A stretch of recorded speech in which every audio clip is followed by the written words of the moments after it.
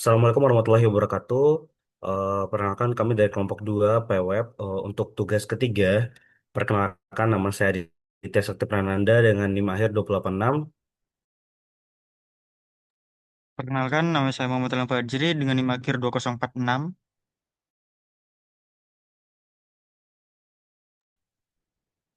Saya Faiz Alfasal dengan NIM akhir 2017.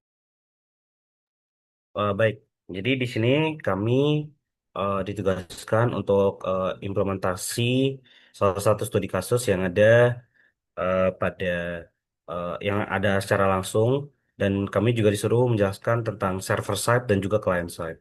Mungkin dari Ilham dulu. Oke, jadi kami di sini tuh mengambil studi kasus halaman login pada umumnya. Jadi halaman loginnya tuh seperti ini. Untuk kodenya sendiri tuh, sebentar. Di sini ada HTML. HTML itu di sini ada jelas singkat singkat saja ya. Di sini tuh ada form buat action buat username, buat masukin username dan masukin password. Kemudian di sini ada checkbox dan di sini ada submit untuk masuk. Kemudian ada divisi juga di sini ada divisi dengan kelas OR- ORB 01 O1. Kemudian CSS-nya itu cuman buat tampilan aja. Di sini ada untuk mengatur warnanya, terus untuk mengatur UI-nya. Mungkin gitu aja sih untuk CSS-nya. Selanjutnya untuk JS sama PHP akan dijelaskan oleh teman saya. Baik, di sini saya akan menjelaskan dari JS-nya terlebih dahulu. Di sini ada eh, constraints-nya. Ini untuk mengambil eh, elemen-elemen yang ada di dalam eh, form loginnya itu nanti akan disimpan di dalam sini. Akan diambil di sini.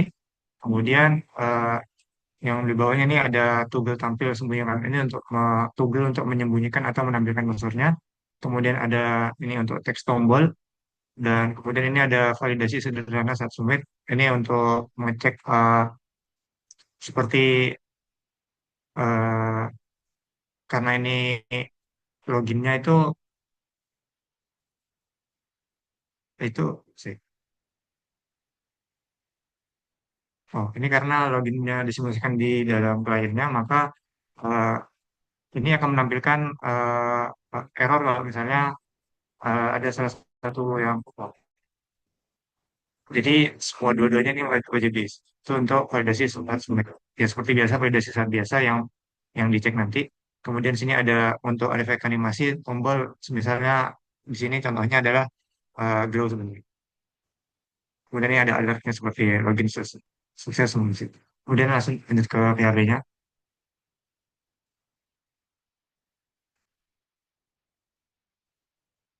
Oke, di sini untuk PHP-nya username password ini untuk ambil data dari formnya, kemudian di bawahnya ini ada untuk mengecek validasi dari usernya. Kemudian ini untuk logika pengecekan loginnya. Mungkin sudah cukup dari saya. Oke, mungkin saya akan menjelaskan client side dan server side-nya. Mungkin eh, bisa ke HTML-nya. Oke, jadi untuk client side-nya itu bisa dibilang kayak tampilan yang diinteraktif sama penggunanya. Nah, misalnya di HTML ini kita kan bisa ngelihat kayak ada login card dan dan sebagainya. Dan kalau kita ke bawah itu ada formnya. Nah, di mana formnya itu action untuk login PHP dan metodenya itu post. Nah, ketika kita pada eh, bagian ini nantinya eh, user itu akan bisa berinteraksi dengan form loginnya seperti itu. Nah, kalau untuk client side-nya itu kita bisa lihat pada form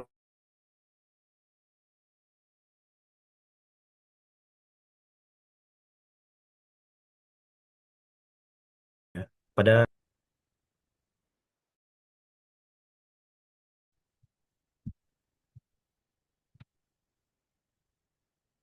ya mungkin bisa ke file HP-nya.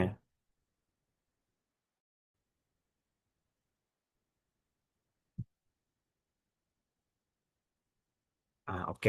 Nah, jadi di file PHP inilah kita terdapat server side-nya. Di mana di server side-nya ini kita bisa dari username dan password-nya itu kayak yang S dollar terus post itu sebagai variabel super globalnya PHP. Di mana itu tuh nantinya akan nampung data yang dikirim dari form itu dengan metode post yang ada pada HTML tadi.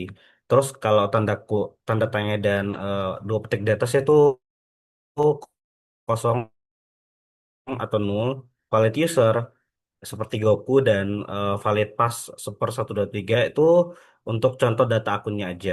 Jadi kita eh, data ini tuh kalau normalnya itu kan disimpan di database, tapi di contoh ini kita sederhana dulu pakai hardcode. Nah, untuk login pengecekannya, misalnya kalau username dan passwordnya itu sama ya dengan data valid, nah loginnya nanti bakal sukses. Nah, kalau nggak cocok, nanti loginnya itu bakal gagal. Nah, terus habis itu kita akan mengecho atau kita tuh akan menampilkan teks atau HTML, teks atau HTML gitu ke browsernya. Jadi hasil proses PHP ini tuh dikirim balik ke browser dalam bentuk HTML. Mungkin seperti itu.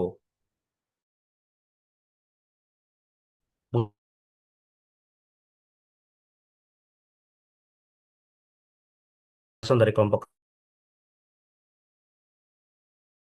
kami, mohon maaf jika